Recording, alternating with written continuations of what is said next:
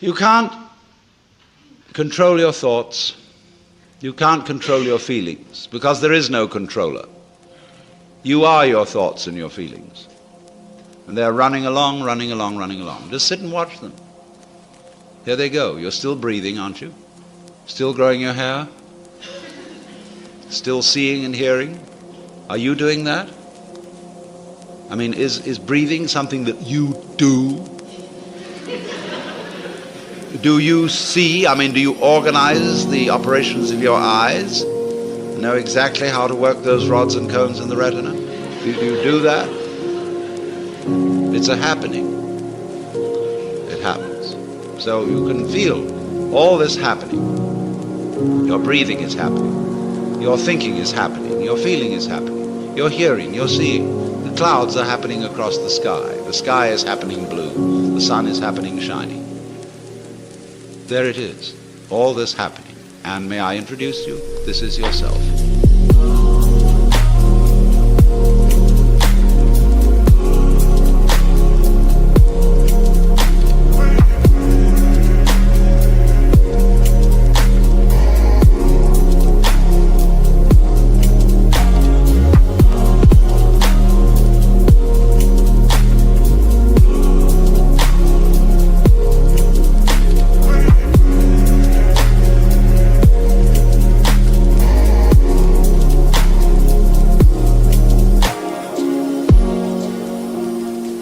This begins to be a vision of who you really are. And that's the way you function. You function by happening, that is to say, by spontaneous occurrence. And this is not a state of affairs that you should realize. I cannot possibly preach it to you, because the minute you start thinking, I should understand that, this is this stupid notion again of I should bring it about, when there is no you to bring it about. See, that's why I'm not preaching. You can only preach to egos. All I can do is to talk about what is. It amuses me to talk about what is because it's wonderful. I love it, and therefore I like to talk. If I get paid for it, then I make my living. And sensible people get paid for doing what they enjoy doing.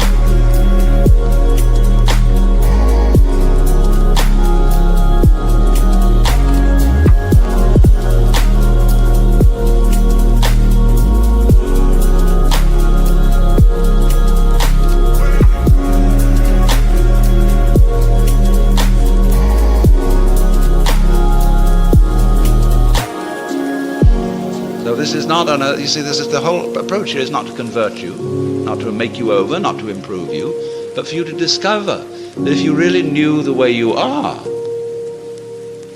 things would be sane. But you see, you can't do that. You can't make that discovery because you're in your own way. So long as you think, I'm I. So long as that hallucination blocks it. And the hallucination disappears only in the realization of its own futility. When at last you see you can't do it. You cannot make yourself over. You cannot really control your own mind. See, when we try to control the mind, a lot of yoga teachers try to get you to control your own mind, mainly to prove to you that you can't do it. There's nothing, a fool who persists in his folly will become wise. So what they do is they speed up the folly. And so you get concentrated.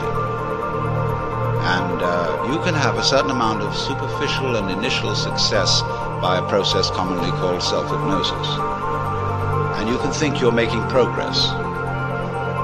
And a good teacher will let you go along that way for a while until he really throws you one way. Why are you concentrating?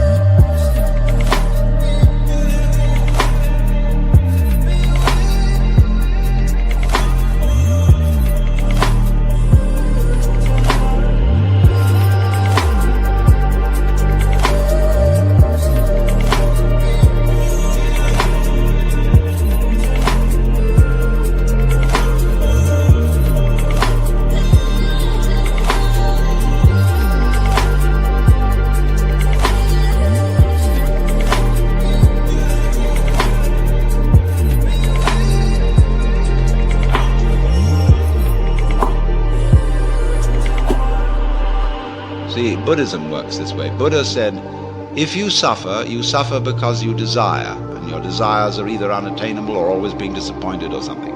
So cut out desire.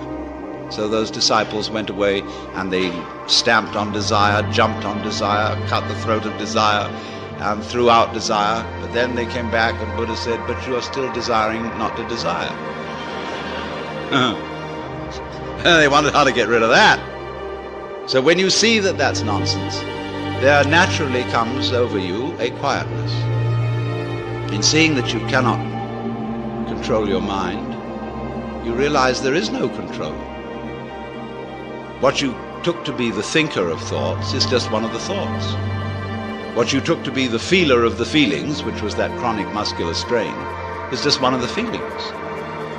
What you took to be the experiencer of experience is just part of the experience.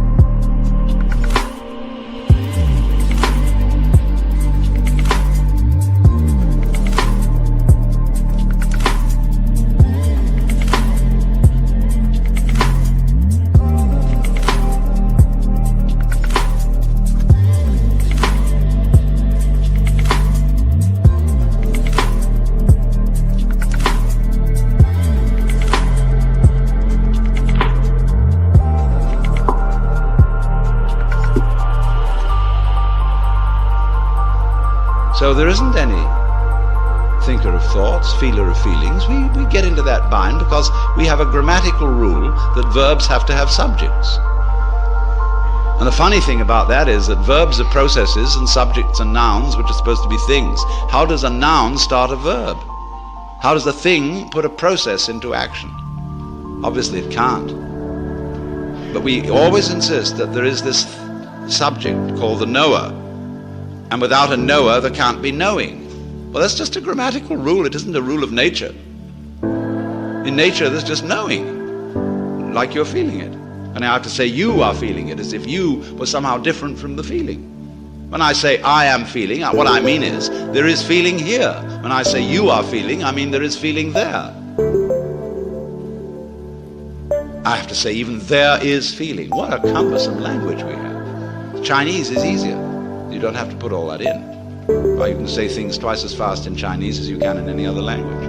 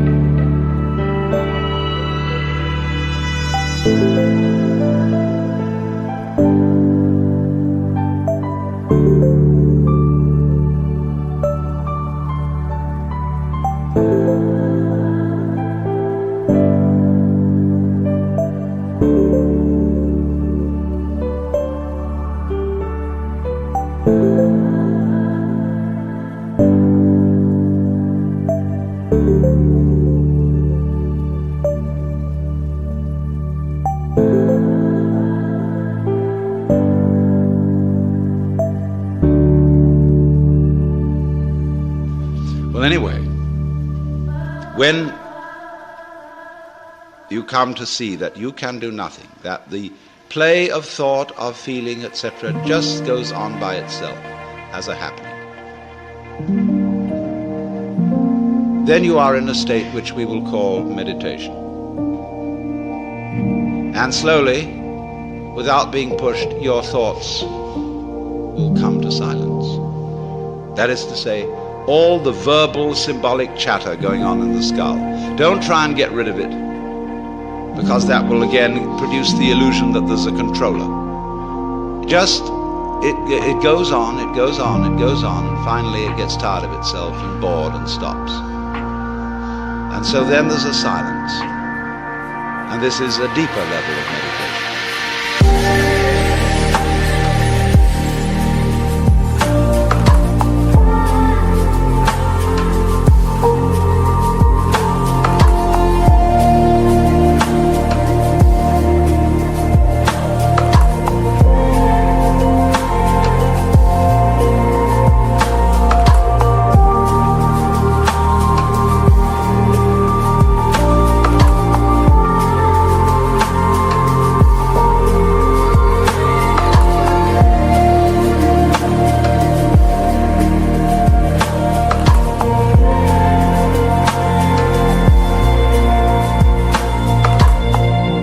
In that silence, you suddenly begin to see the world as it is. And you don't see any past, and you don't see any future. You don't see any difference between yourself and the rest of it. That's just an idea. You can't put your hand on the difference between myself and you.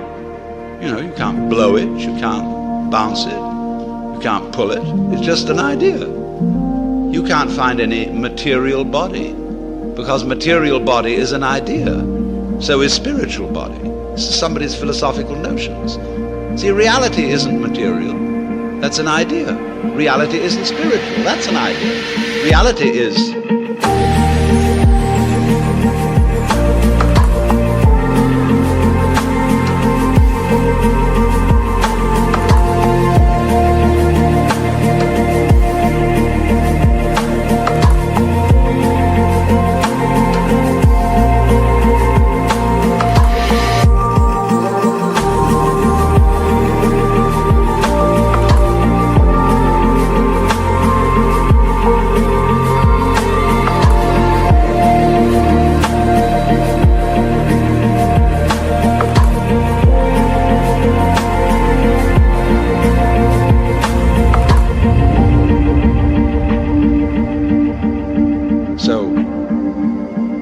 find, if I've got to put it back into words, that we live in an eternal now.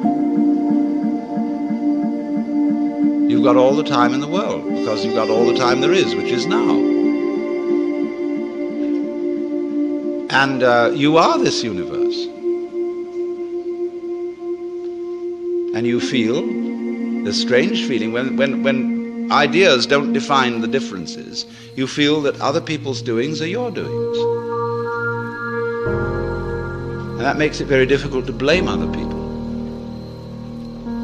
If you're not sophisticated theologically, you may, of course, run screaming in the streets and say that you're God. In a way, that's what happened to Jesus, because he wasn't sophisticated theologically. He only had Old Testament biblical theology behind him. If he'd had Hindu theology, he could have put it more subtly. But it was only that rather primitive theology of the Old Testament. And that was a conception of God as a monarchical boss. And you can't go around and say, I'm the boss's son.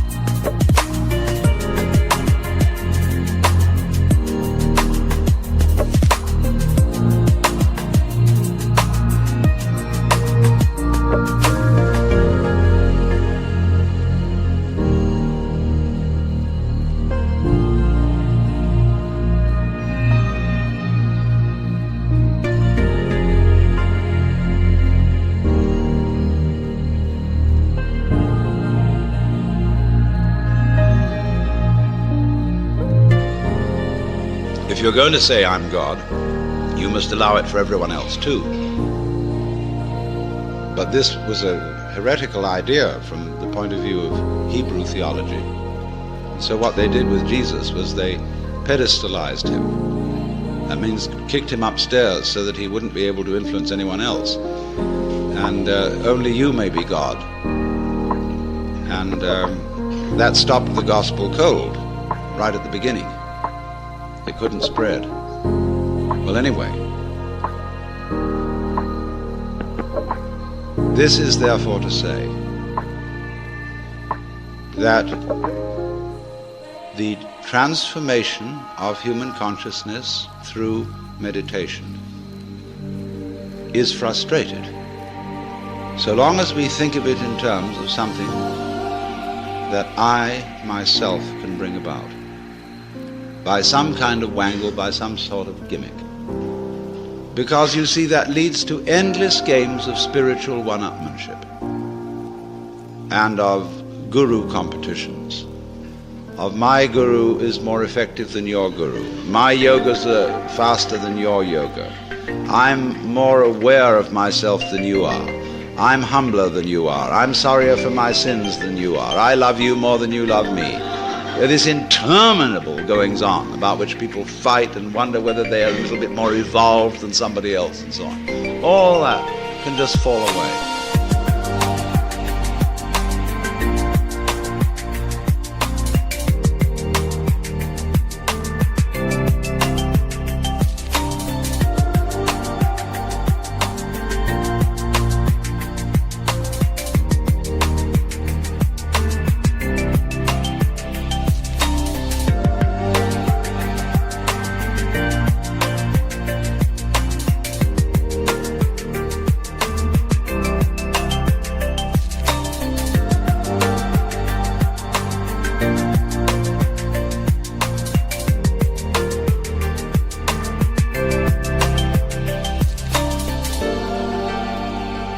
Then we get this strange feeling that we have never had, you see, in our lives, except occasionally by accident. Some people get a glimpse that we are no longer this poor little stranger and afraid in a world it never met,